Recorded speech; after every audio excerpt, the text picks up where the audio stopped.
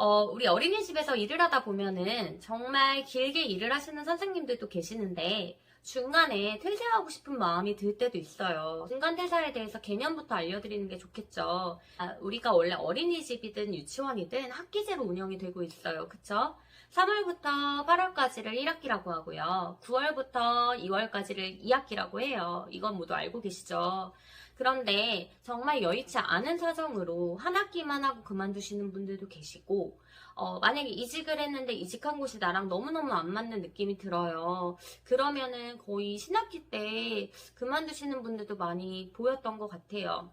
자, 먼저 선생님들 중간퇴사를 해보신 경험이 있으세요? 혹시? 네, 있으신 선생님들도 계실 것 같아요. 저 역시도 중간퇴사를 해본 적이 있어요. 자, 처음에는 제가 들어갔던 곳이 이제 이직한 지 얼마 안 됐던 원이었는데 그 당시에 이제 허리 디스크가 수술까지 요할 정도로 굉장히 거세졌어요.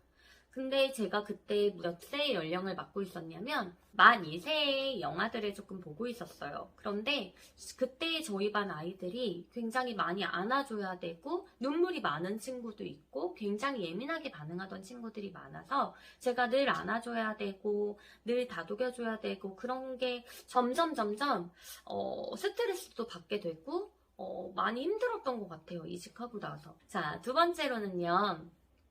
제가 중간에 그렇게 그만둔 적이 많지는 않아요. 근데 두 번째도 역시 건강상의 문제였던 것 같아요. 그 당시에 모든 게 겹쳐서 일어났던 것 같아요. 좋은 안 고르는 방법에서 이야기를 드렸던 건데, 제가 강서에서 강동까지 출퇴근하느라 이미 몸이 많이 망가진 거예요. 그 상태로 그 당시에 이제 제가 초과반을 맡았었고, 챙겨야 될 아이들도 굉장히 많았고, 그 다음에, 이제 집에 가면 항상 녹초가 되었었는데 점점 몸에 병이 조금 쌓였던 것 같아요. 몸살 같은 거는 물론이거니와 갑자기 첫 번째로는 이제 그 당시에 우한폐렴이 굉장히 유행하던 시기였는데 저는 독감에 걸린 줄 알았어요, 제가. 그래서 많은 선생님들이 혹시 이제 진아쌤도 우한폐렴이 아닌가 걱정도 많이 하시고 코로나가 생겨나기 거의 전에 중국에서 우한폐렴이 생겼을 때 그런 말씀들을 하셨던 것 같아요. 그러고 나서 나중에 폐렴이라는 사실을 알게 되고요. 그 폐렴이 마이코플라즈마 폐렴이었나요? 이제 아이들한테 많이 전염될 수 있는 그 폐렴이었다고 해요. 제가 감기가 심해지면 한 번씩은 꼭 폐렴에 걸리는 그런 게 있었어가지고 저도 되게 오랜만에 거의 10년 만에 폐렴이 왔었던 것 같아요. 그래가지고 입원을 한 일주일 정도 했었고 그러고 나서 괜찮아진 줄 알았는데 아이들 가르치다가 또 뭔가 배에 신호가 와가지고 병원에 응급실에 갔더니 이번에는 또 개실염이래요. 개실염이라고 해가지고 또 일주일 동안 또 입원하고 그때 되게 죄송했던 것 같아요. 근데 입원을 한 2차례 경험하니까 무서운 거예요. 세상 무서운 거예요. 내 몸이 이렇게 망가지다가 나 진짜 잘못되면 어떡하지? 이런 생각도 들고 가족들의 불안도 너무 커지고 그러던 찰나에 또 자궁에 또 물혹이 있다고 근데 사이즈가 너무 커서 제거해야 된다고 또 산부인과 가가지고 그 혹도 이제 시술을 받고 며칠간 알아 누워 있었죠. 그러고 나서 이제 끝난 줄 알았는데 갑자기 또 7월에 하지정맥이 막 난리가 나니까 무섭더라고요. 이게 내 몸이 이러다가 점점 망가지면 나는 일을 어떻게 하지? 근데 저는 또 아이들도 챙겨야 되는 입장이다 보니까 뭐 한 가지를 좀 포기해야 되겠더라고요. 안 그러면 제가 너무 힘들어지고 많이 버티기 힘들 것 같은 그런 기분이 많이 들어서 제가 중간 퇴사를 결정하게 되었습니다. 그래서 선생님들 중간 퇴사가 또 미치는 영향이 있어요. 자, 선생님들 만약에 다른 곳에 언제든지 이직을 할 수 있으시잖아요. 그런데 회사도 마찬가지고 어린이집도 유치원도 마찬가지예요. 선생님들이 만약에 중간 퇴사를 했어요. 그러면 이직한 곳에서는 당연히 궁금하거든요. 왜 중간 퇴사를 하게 됐는지 이유에 대해서 물어볼 거예요. 자, 여기서 초임 선생님들의 질문이 나와요. 왜 이직한 곳에서 전에 그만둔 곳을 왜 물어볼까요? 라고 궁금하실 수 있잖아요.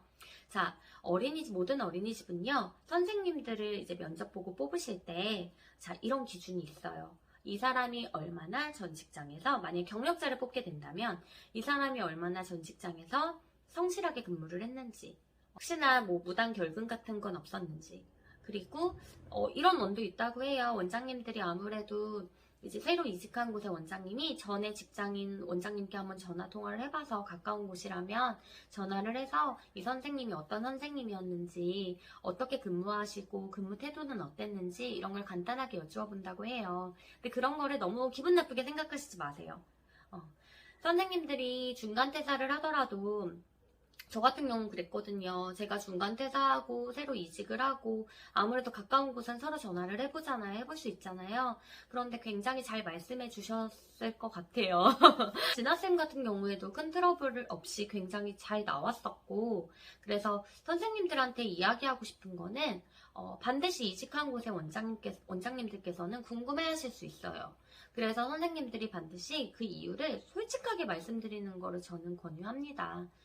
중간 퇴사, 이제 너무 몸이 안 좋거나 내 몸을 더 챙겨야겠다고 생각을 하시면 당연히 결정을 하는 게 맞지만, 저는 이렇게 또 추천을 드리고 싶어요. 선생님들이 뭔가 관계 때문에 힘들다거나 또는 이제 몸 신체적으로 힘든 일이 아니라면 어느 어린이집이나 힘든 일은 다 있습니다. 네. 제가 12년 동안 이제 만났던 원장님들이 항상 공통적으로 말씀하시던 거예요. 제가 지금까지 만났던 원장님들이랑도 정말 계속해서 연락을 주고받고 있거든요. 네, 원장님들과의 관계도요, 굉장히 중요해요. 우리 중간 퇴사할 때요, 이제 기간도 굉장히 중요해요. 아무래도 몇 달 못 채우고 이제 그만두시고 그러면은 다음에 이직하는 곳에서 굉장히 안 좋게 볼 수 있어요. 그리고 이력서 자체에서도 딱 봤을 때, 선생님들 이제 이력서에 경력증명서에 남잖아요, 경력이. 아무래도 그러면은 이직한 곳에서 이 사람은 성실하지 않다고 이렇게 생각을 하세요. 그래서 선생님들이 반드시 중간 퇴사를 하실 때는요, 깊이 생각을 하시고요. 내가 이 직장을 그만두게 되면 우리는 보육교사라고 했잖아요. 앞으로의 상황도 가늠을 해서 선생님들이 결정을 하셨으면 좋겠습니다. 아시겠죠?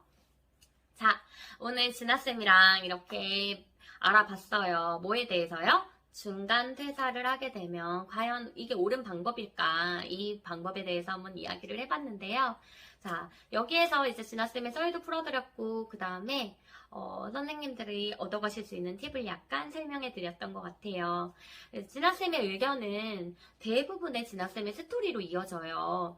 그래서 진아쌤의 이야기가 항상 정답이 아니라는 거 꼭 알아주시고요. 네, 구독, 좋아요 꾹꾹꾹 눌러주세요. 그럼 더 좋은 이야기로 저는 다음 주에 또 찾아오도록 할게요. 안녕!